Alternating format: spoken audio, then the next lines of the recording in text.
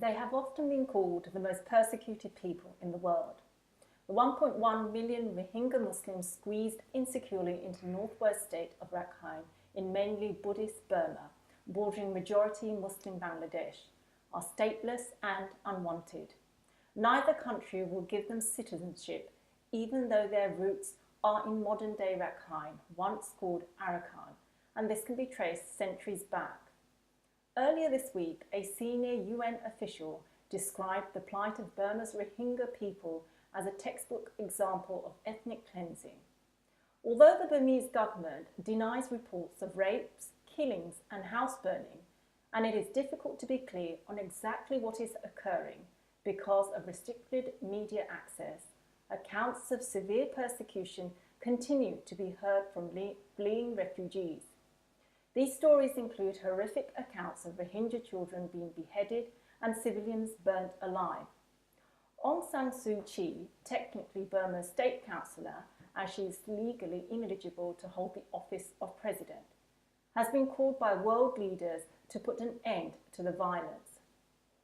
Desmond Tutu shamed Suu Kyi, saying her silence is too high a price on the unfolding genocide. And today, to discuss the human rights abuse, the aid and charity work and the struggle against oppression of the Rohingya people, I'm joined by Donald Peter Herbert, O.B.E, Chair of the Society of Black Lawyers, Human Rights Barrister and co-founder of BME Lawyers for Grenfell. Thank you, Peter, for coming today. Mabrur Ahmed, co-founder and director for international human rights organisation and British charity Restless Beings, one of the most spearheading organisations to lead the international campaign for justice for the Rohingya community. Thank you, Mabrur. Thank you. Nurul Islam, president of ANO, a Rohingya organisation. Having suffered through oppression himself, Nurul Islam has spoken internationally and advocated for Rohingya citizenship for more than 3 decades. Thank you, Nurul Islam. What I'm going to do is I'm actually going to ask you, Peter, as a barrister, as someone who has worked on many different causes, including being connected with Stephen Lawrence's case, the fact that you've campaigned on many human rights issues, what do you think as a lawyer that is happening in Rohingya today? Well, I think it's quite clear, and the United Nations have said it, is that when they have used the expression ethnic cleansing, that in a sense is a trigger for the United Nations definitions of what flows from that includes in a sense genocide, and that means when you target a group of people based on their ethnicity and your intention either is to exterminate a whole or in part that group of people. Therefore, what appears to be happening, although it hasn't been called that formally by the United Nations, and they're very slow to call anything genocide, it looks very much, this is deliberate, it is state engineered, and this is a state with a powerful army, a very powerful military, and if it wished to stop this activity, even if it was by non-state agents, by militia, it could do so very easily. And all the evidence would suggest it is sponsored by, if not encouraged, and facilitated by the Burmese government and military. And therefore, the responsibility for that in terms of what they call command and control goes right to the head of the Burmese army and actually rests at the door of Aung San Suu Kyi herself as a head of state. So the responsibility, as with the Rwandese genocide, goes all the way to the top of the tree. And therefore, it is their duty, if they do not want themselves to face international justice, to end this genocide, end this ethnic cleansing immediately. But why are the United Nations so slow in calling it genocide? I think they're slow because what it triggers a duty to intervene. It triggers a duty to impose sanctions, to take action against the Burmese government. And as you will know, the international community has spent the last 20 or 30 years trying to rehabilitate Burma. And behind that, unlike Rwanda, which didn't have great mineral resources, Burma is a very rich and wealthy country with huge resources that the world is waiting to get a hold of, waiting to do business with. The British government is trading in military hardware and training the Burmese military already, I believe. and therefore there's some pressure on the British government to disengage with the Burmese government for that reason alone, because would be contrary to international law if you declare that a state is committing genocide or crimes against humanity, and at the very least, what we see here, there's enough evidence to say that what is being committed in Burma are crimes against humanity against a defined group of people. And where there's a defined group in terms of an ethnic or religious minority, the next thing, in a sense, that is triggered by the evidence, if you are deliberately killing those people, or, for instance, using rape as a crime against humanity, that, in a sense, is part and parcel of genocide in international law. Thank you for that. I wanted to ask you, Mabrur, you're on the ground there. You have worked for the last 10 years. You set up Restless Beings with Rohingya, because I remembered 10 years ago when you were setting up, the first thing you talked about was the Rohingya people, and they are the most persecuted people. And I remember you and Rohingya saying that. And you're still with this campaign. What has changed, or has anything changed? It's got worse. That's all I can say, really, to be honest with you. I mean, I think when we started back almost 10 years ago, there was virtually zero media coverage. And I remember in 2012 when the swathe of fires took over the Rohingya villages by the Rakhine and by militia there.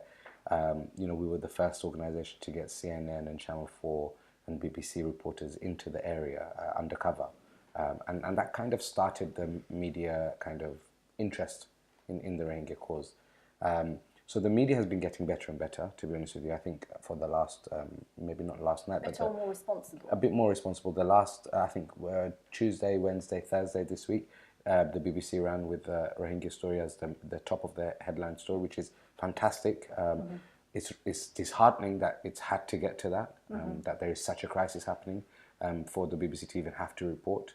But the fact that it's reporting is a positive step. Our government's been very slow in responding. We've had a very, very pitiful response by the Foreign Secretary on I think, Saturday, two Saturdays ago, which was embarrassing as a British person, to be honest with you. Since then, we've had Mark Field, who's a junior minister, come to the House of Commons and not really been able to respond in any dignified way either.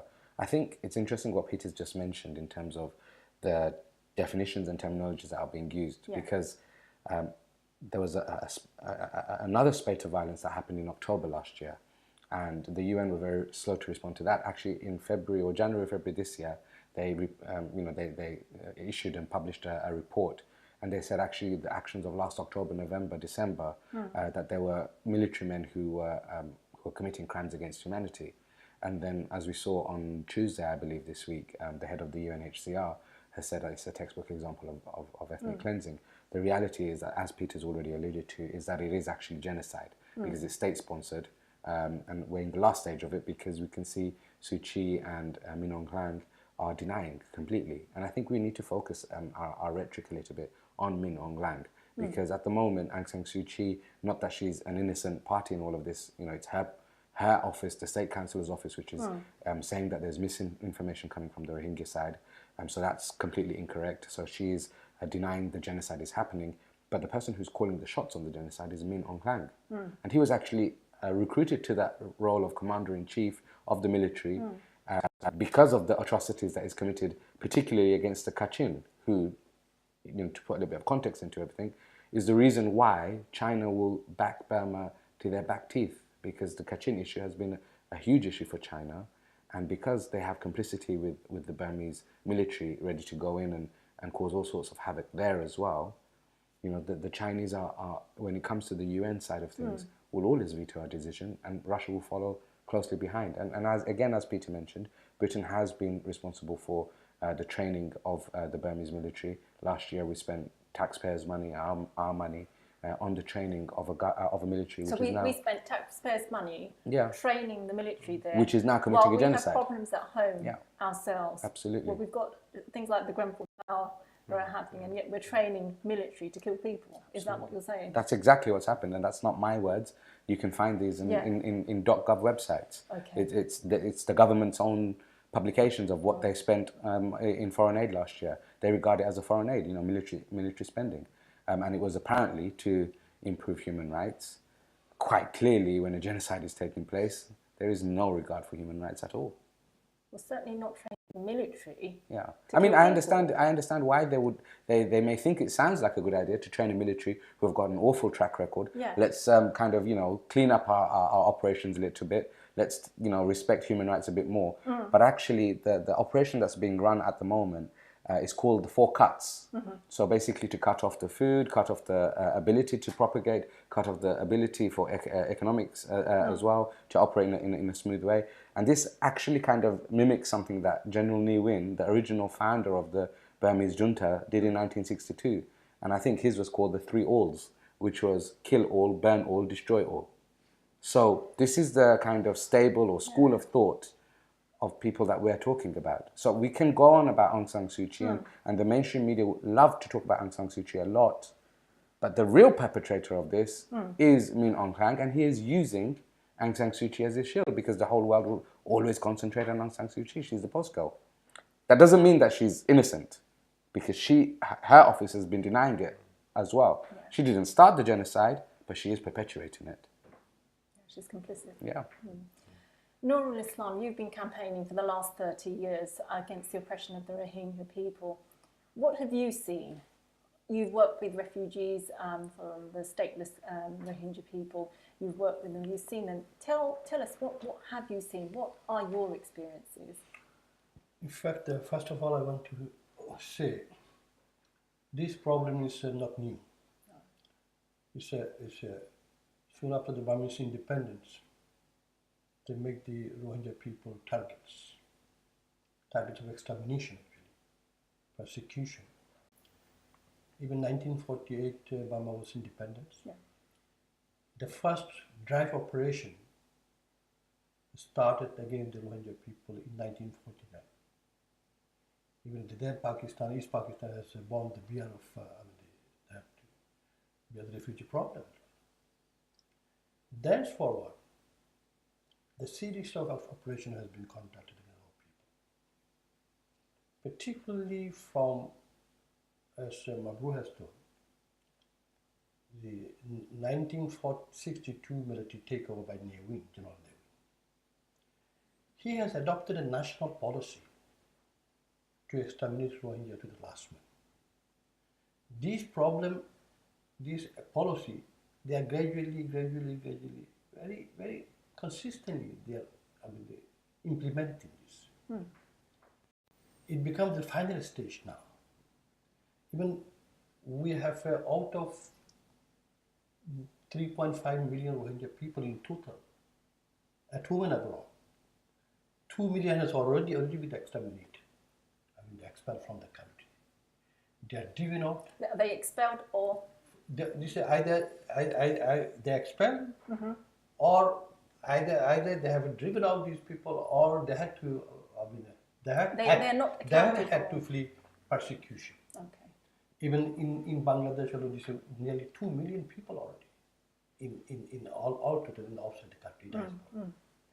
In Bangladesh alone, including the recent one, the 100,000, there's about more than 700,000 people are there.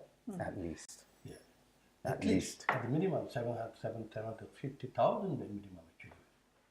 So this is what. And then, as my friend has told, the manifest intention is very clear.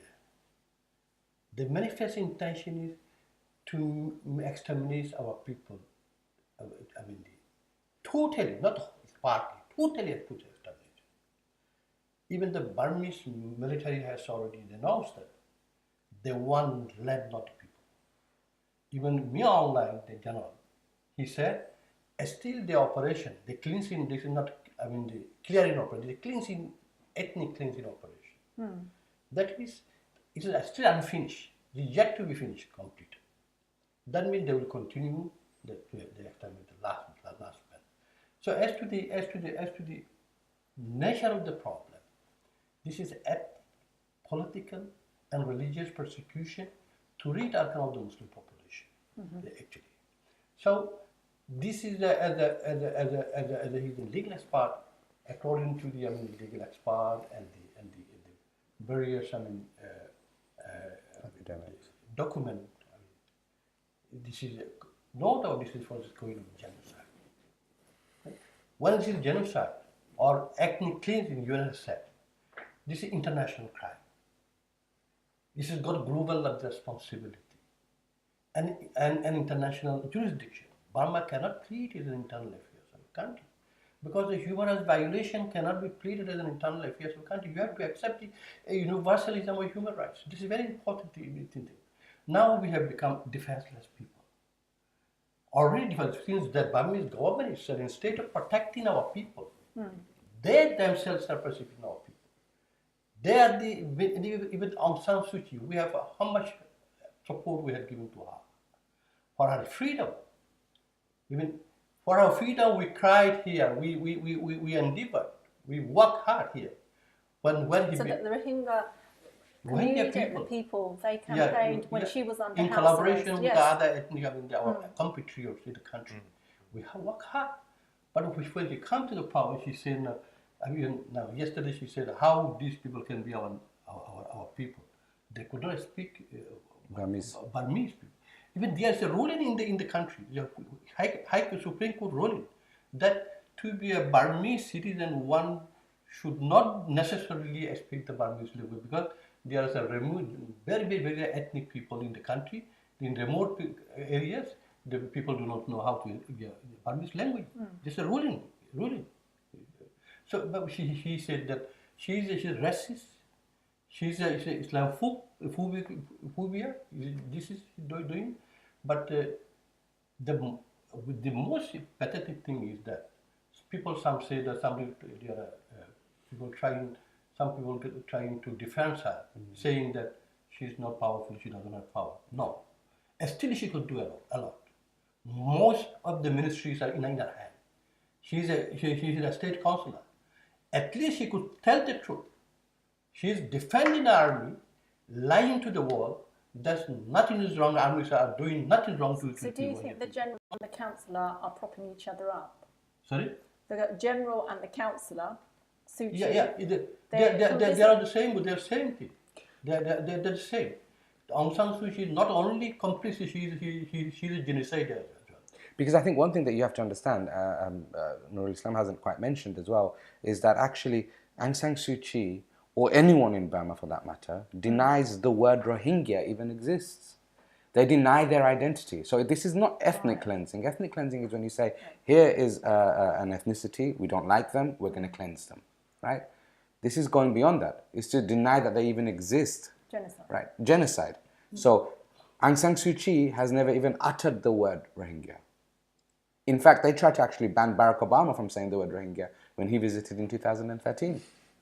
So the level of genocide continues, it perpetuates. And actually, Barack Obama was very close to not saying the word Rohingya because of the deals, as Peter alluded to, that are upcoming.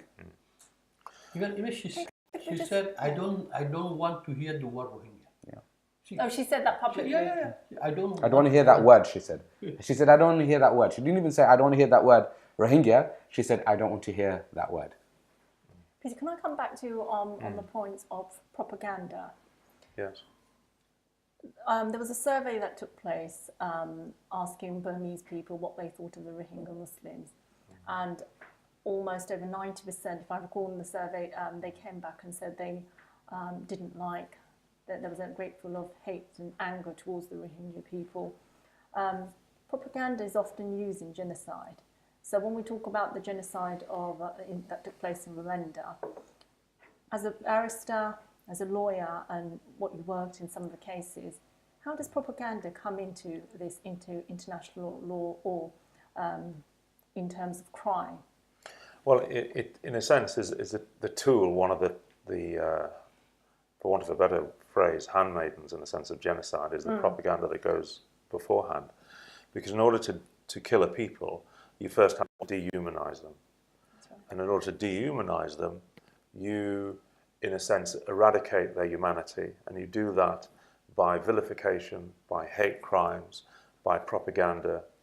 And within Nazi Germany, long before the concentration camps were opened against the Roma and against communists and against the Jewish community, they actually targeted all those groups, agitators as traitors, as unpatriotic, and Roma as dirty, as vermin, and in Rwanda as cockroaches, rather like the words that some of our journalists here use for refugees crossing the Mediterranean, Katie Hopkins.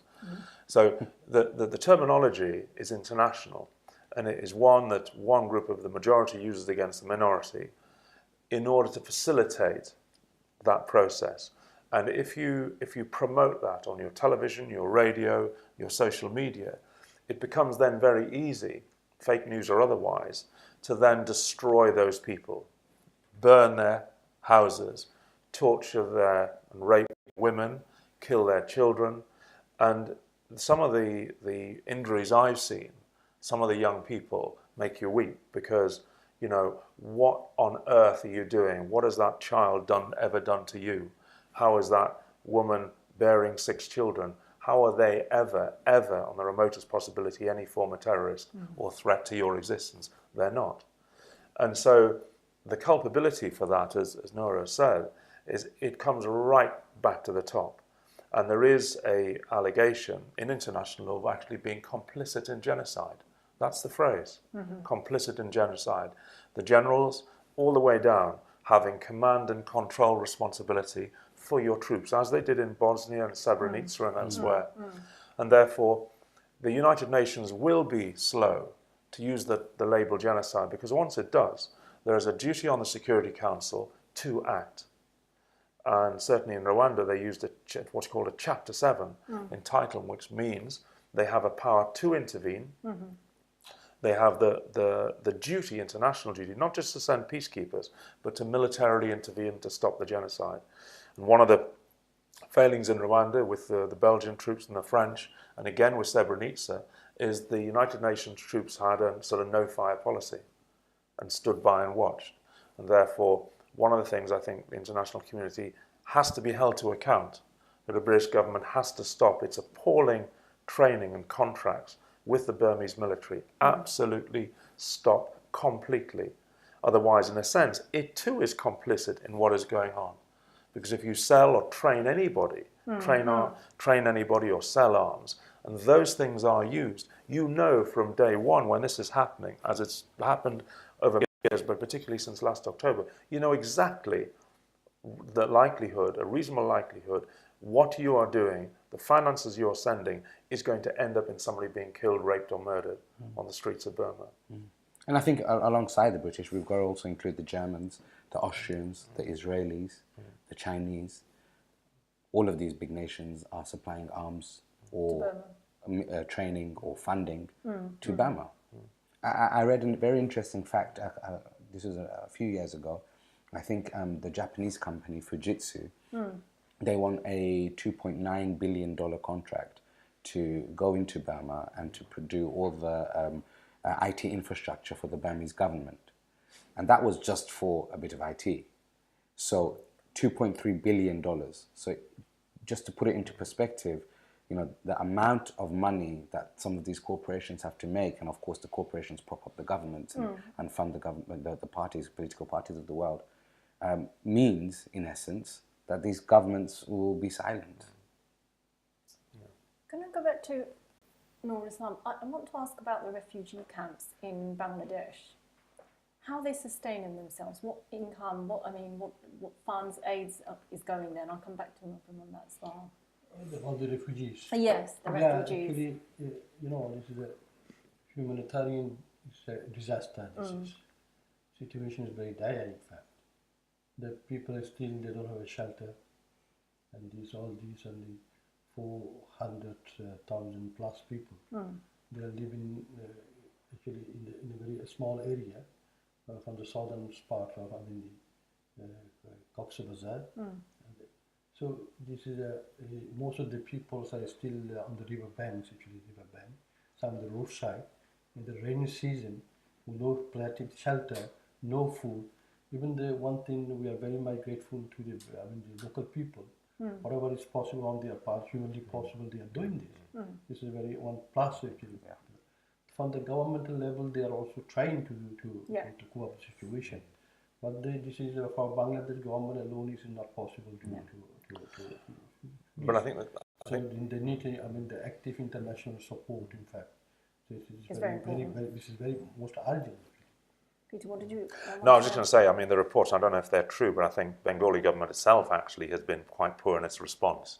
I think there has been, local people I think have been fantastic, but I think the government response, and it is an extremely poor state as well, but nevertheless, I think from what the reports are, they have put actually blocks in front of NGOs trying to get provisions in quickly and restrictions on people working. I think there's a reason for that though as well. But, because just to clarify, I think the Bangladesh government's position initially on the 25th, which is when 25th of August, when this all kind of kicked off, in the first 2 or 3 days, people weren't able to get through, right? They were, especially on the 25th, on the 26th, there were people being pushed back because that was, the order from up top, if you like.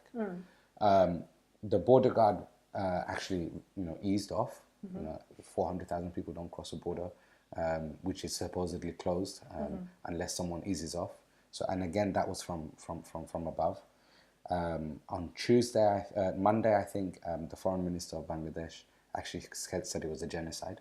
Yeah, they said it was a genocide. The prime minister went on Tuesday, which was very rare for Hasina to show this kind of public version of what she does. So she went and she did that, and I think it's significant if we think back to Grenfell as well, and how Theresa May went and how Jeremy Corbyn went. Well, Hasina went more in the Corbyn style. It was very much in contact with the refugees and all of this kind of stuff as well. But you're right. Up until this point, the Bangladesh government's response has been very poor. But it's got its act together now, so we should try and encourage the government as much as possible. And we should be supporting it. And I think the vast majority of people actually are supporting of the government now of Bangladesh.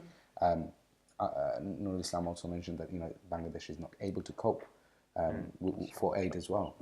It's a country of 180 million people. Just to put it into perspective, it cost us, I think, £750 million to build Wembley Stadium, which holds 90,000 people to watch sports and music events. There's 500,000 people that have crossed the border. Even that amount of money is not going to rebuild lives where people have left their home, their livelihoods. They've seen family members being killed, raped and beheaded in front of them. They have absolutely nothing right now. The last time I went to that part of the world was in April this year, to see some of the fallout from the refugee crisis that happened in October of the year before. And there's literally, when you're walking through, there is defecation and urination everywhere. And that was in camps that were already like bludgeoning almost.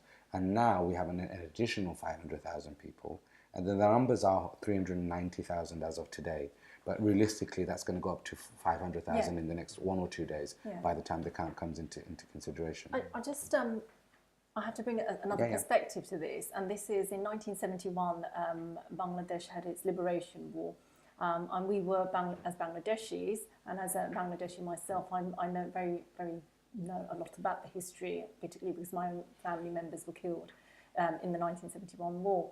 But almost 3 million people estimated to be murdered and killed by the Pakistani army, over almost 500,000 women raped. And I think, in a way, it resonates onto the Bangladeshi people back home in Bangladesh. And that feeling of compassion is coming back to them, remembering what happened, and they wouldn't want it on others. And particularly, I think it was one of your organised demonstrations where people were thinking of giving up or donating land in Bangladesh that they had, but they weren't living there to refugees. So what kind of things are British Bangladeshis and Bangladeshis living back in I think the Bangladesh? memories of 71 have resonated with the government of Bangladesh as well, because Hasina actually came on record to say, we were almost a destitute people in 71. General Tikka Khan was called the Butcher of Bengal. Absolutely. So I think that in Bangladesh, there has been for a number of years a lot of support for the Rohingya people. I think in the British Bangladeshi circles, there's a bit of a misconception because a lot of people, and it's a very complex situation which hasn't really been part of the public discourse ever, really, to be honest with you, and people are now learning about it. And a lot of people have this misconception, actually, well, they're our people, they're Bengali anyway. you know, and we've got to be really careful about that because they're not Bangladeshi. They never have been. They've not been part of anything near Bangladesh for at least 1,200 years, right? So they are definitely Burmese 100%, and so we need to understand that there is a difference in culture. There's a slight difference in language as well. But having said all of that, the British Bangladeshi community right now feels very angered. A lot of people are very emotional, and I think sadly a lot of people feeling very, very hopeless. Because there is a political unity there as well. Just as Prime Minister Nurul Sheikh Hasina condemned it, as did the opposition leader Khaleda Zia, and it's quite, you know, heartwarming to see. It's really refreshing. Yeah, very, very refreshing. Because I think it resonates on the Bangladeshi people. Yeah, and I think it resonates here in the UK as well, because the British Bangladeshi society has been quite polarised for a number of years because of party politics back home. So it's nice to see a little bit of unity. In fact, it goes beyond the Bangladeshi community. I mean, I went to a demonstration last Sunday. There's 12,000 people there, and they were from all segments of the Muslim community, Shia, Sunni, within the Shia and Sunni, the different variations there as well, and there was a lot of unity. But I think what is, you know, the public opinion at the moment is really a sense of hopelessness, and that's something which is created because we as a people generally are, and I'm talking about the UK population, the British population here, we don't take advantage of our democracy. We don't actually write to our MPs. We don't really charge our councillors to go and speak on our behalf. You know, we're a bunch of moaners. We like to see where the problem is and then we moan about it. And then we'll say, oh, next general election, we're going to do something about it. But actually going forward to the surgeries of the MPs, writing letters, sending emails, making phone calls, we're not so good at that.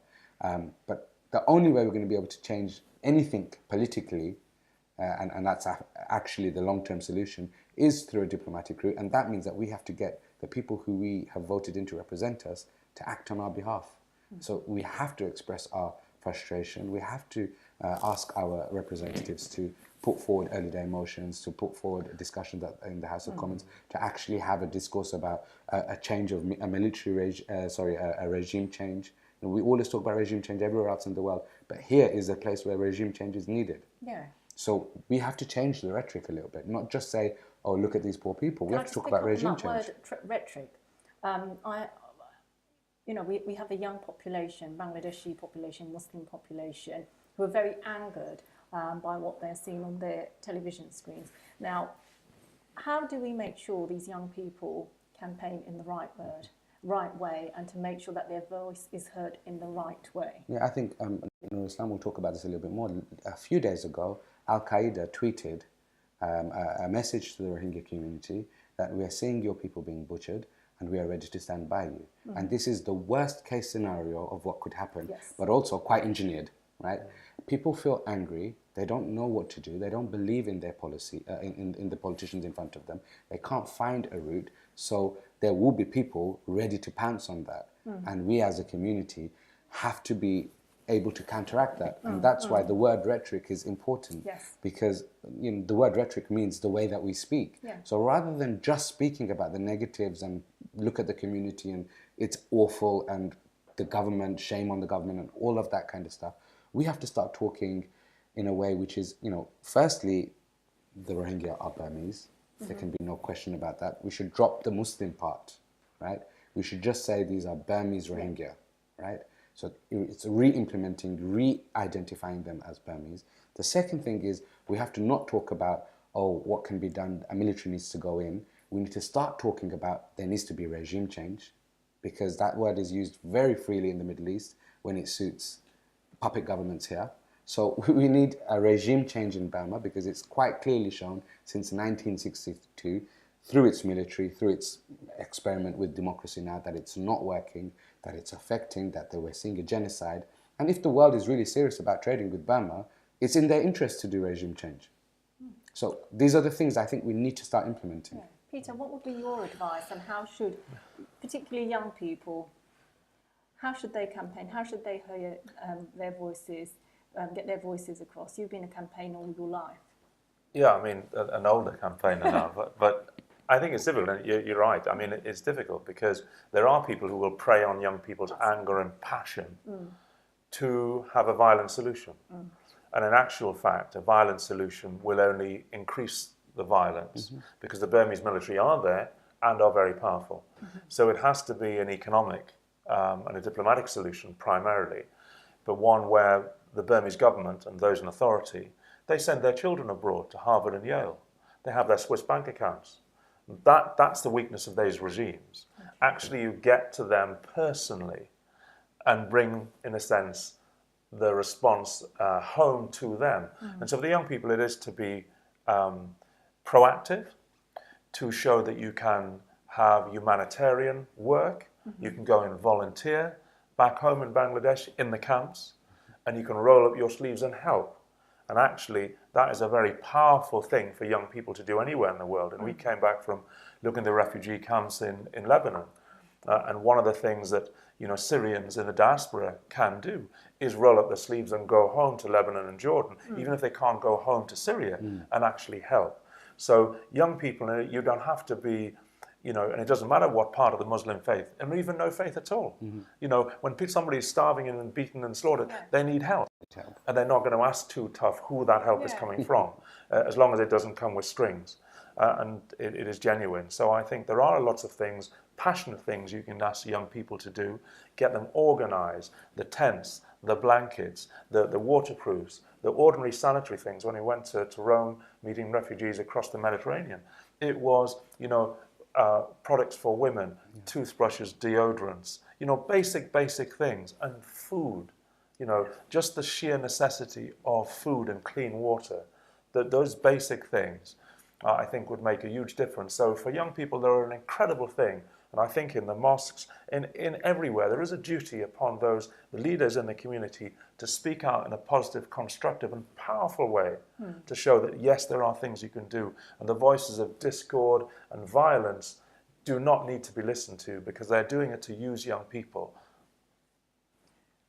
Nurul, what would you like to say to people watching this programme, and how can people support your work for the Rohingya people? Actually,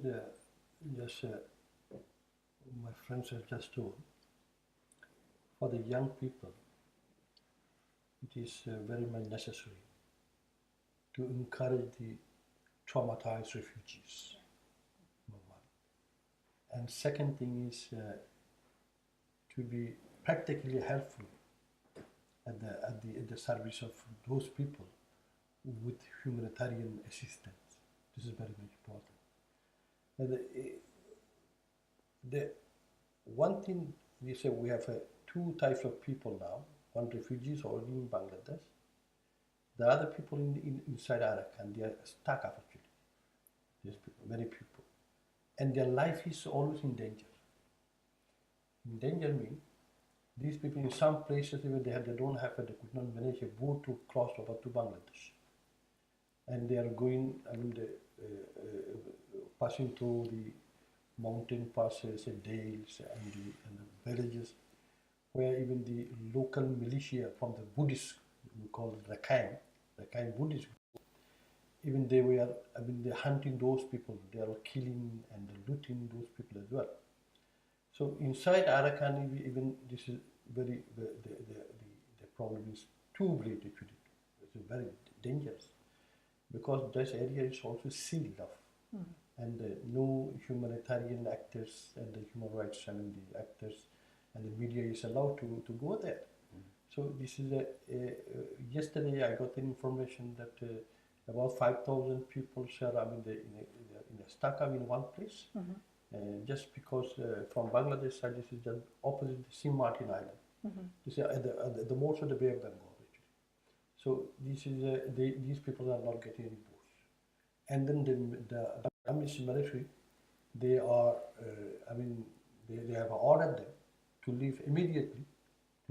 At the same time, while people are crossing here, they are taking money from those people actually per head, 1,000, 2,000 like this. So even the young people, they have been carried away and killed. This is the dangerous thing. So for this thing, at the same time, we have it is necessary that for those of us to campaign, that pressurize the Burmese government to allow this the international media and the humanitarian group because we had earlier operating 18 international NGOs in Arakan. They were stopped already, even before the operation. This is actually, there is one thing, people say, I mean, miscalculating, actually, not the right information they are not getting. What the people, the way Burmese government is propagating, they are responding the attacks of some group on 25th of this August. In fact, that is not a thing. You see the preceding period, and every day there's a killing is going on. A rape, murder, loot, all these are going on. Even right from 2012. It is a still continuing process. These people become this desperate group of people in the auto desperation they did it. So this is not that, because before even 25th, on 11 August, even they make the deployment in the army deployment, huge army, sudden deployment, with the slogan that they to kill, I mean, to. Thank you, Nurul Islam. Thank you. Mabrur, last point. Yeah, I think just to kind of touch on what Nurul Islam just said, the words that the Burmese military use is a clearance operation. The words that the international community using is ethnic cleansing. It's not too far apart, so it's almost an admission. Right now, as you kind of already alluded to, we absolutely need the humanitarian aid. There's 500,000 people there. We're on the ground. We've got a team there. We're providing tents, we're providing food, we're fresh water, latrines, toilet facilities, as Peter mentioned, non-food items such as, the sanitary towels that women need, change of clothes, plates, something that they can wash in, etc., etc. It's 500,000 people. So there's no amount of money really is going to be able to fix this, but we need as much that people can give. Okay. Thank you very much for today, Nurul Islam, Mabrur, and Peter as well. And finally, viewers, thank you for tuning in to watch this programme. And as Desmond Tutu said, we are watching an unfolding genocide, and silence is too high a price.